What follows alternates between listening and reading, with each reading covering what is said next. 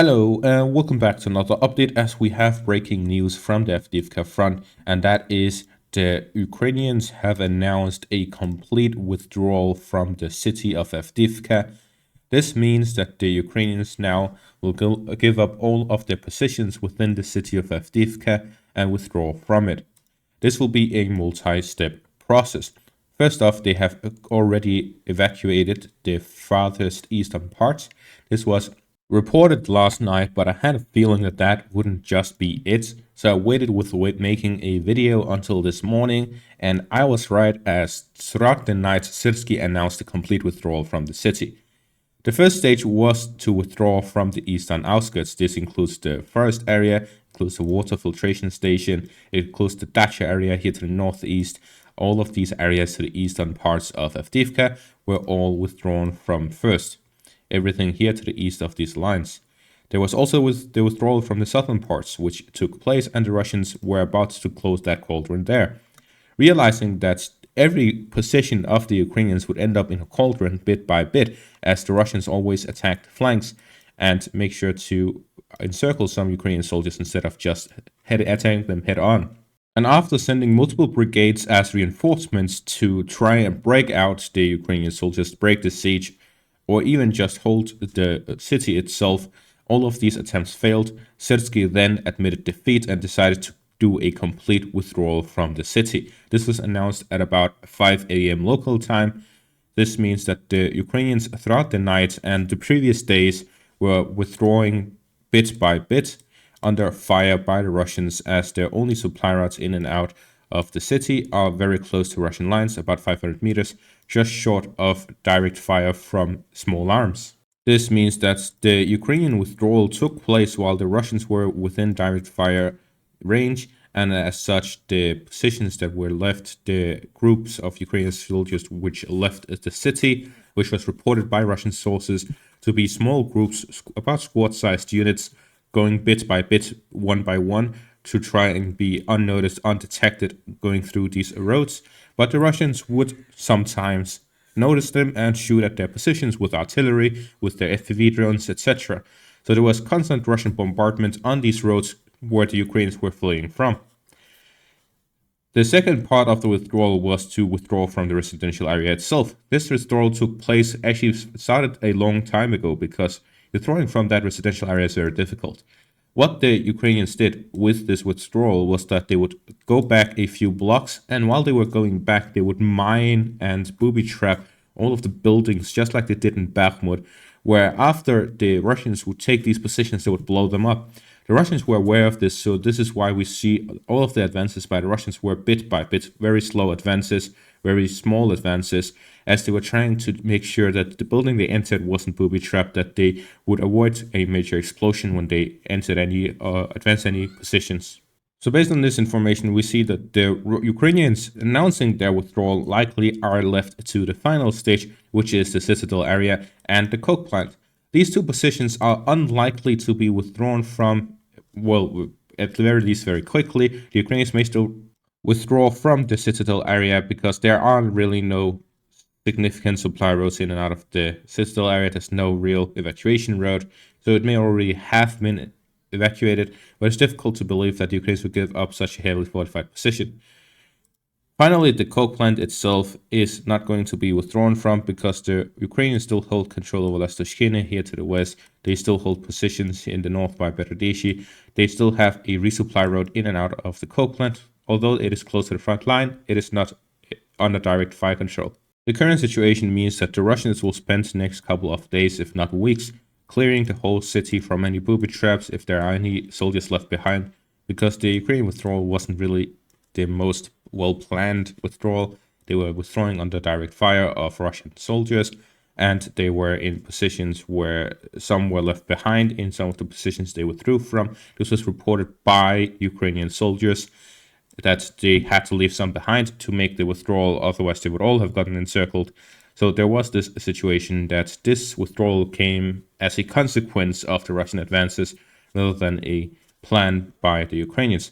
So the Ukrainians pretty much just gave up holding the city and decided it was better to save some lives than none. What this withdrawal also means is that the myth of the Russians suffering 20 losses to every Ukrainian loss is obviously fake, because if the Ukrainians were dealing 20 casualties to the Russians every time they were taking a casualty, and the Russians were 7-1 advantage to the Ukrainians, then the Russians would not have a sustainable offensive.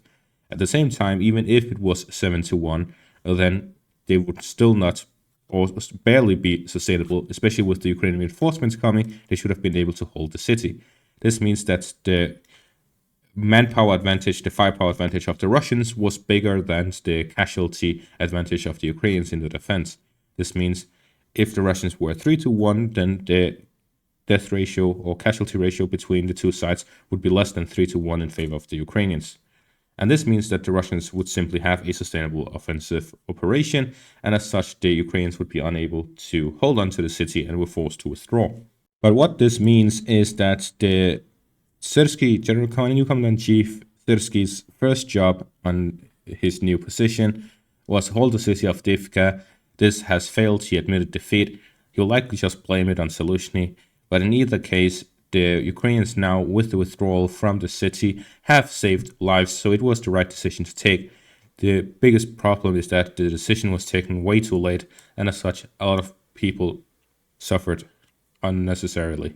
The withdrawal likely began on the 14th of February, so 3 days ago, as the Ukrainians recaptured this position right here, which allowed them to use 2 roads instead of just 1. And since then, the Ukrainians have been able to withdraw from the city. On the 14th was also the day where the northern parts were completely cut off, which means it marks the specific date at which the situation was worst, but they improved it a little bit. This is why it's likely the date they started the withdrawal.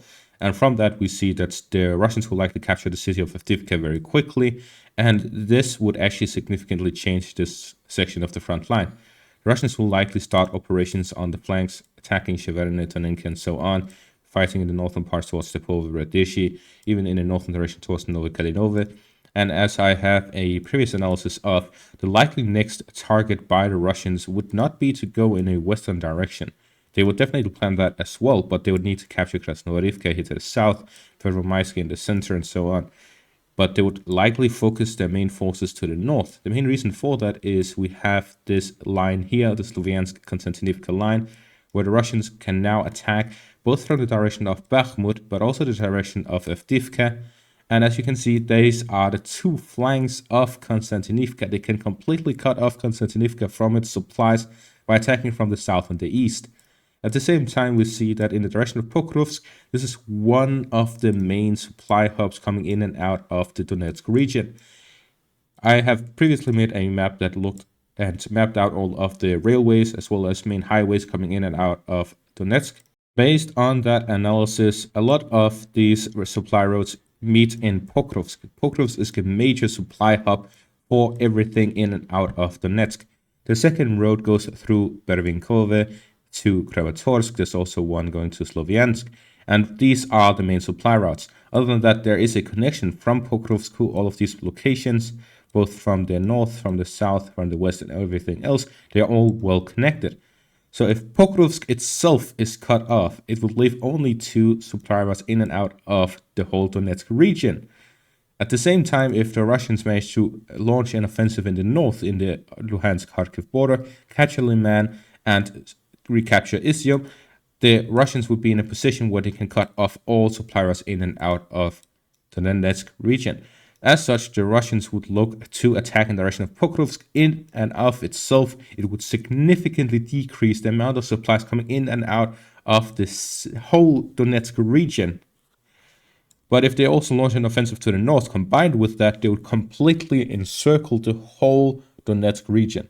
So to anyone who is sad that the city of Bakhmut, the city of Avdiivka were strategically insignificant, we'll tell them that when the city of Konstantinivka falls from this pincer maneuver from the south and from the east, that Bakhmut, Konstantinivka, Avdiivka, all of them are also strategically insignificant because the defense of Ukraine is strategically insignificant, because that is what they're saying. The whole point of the Ukrainians fighting this war is defending their country, defending the territory that they hold, yet they claim that every single thing they lose is strategically insignificant. This removes the whole purpose of them fighting in the first place, especially since a city like Avdiivka, which has been fortified for over 10 years, they claim that that is strategically insignificant. That's like saying that nothing in Ukraine is strategically significant. And that is going to be all for this update. Thank you all for watching and have a great day.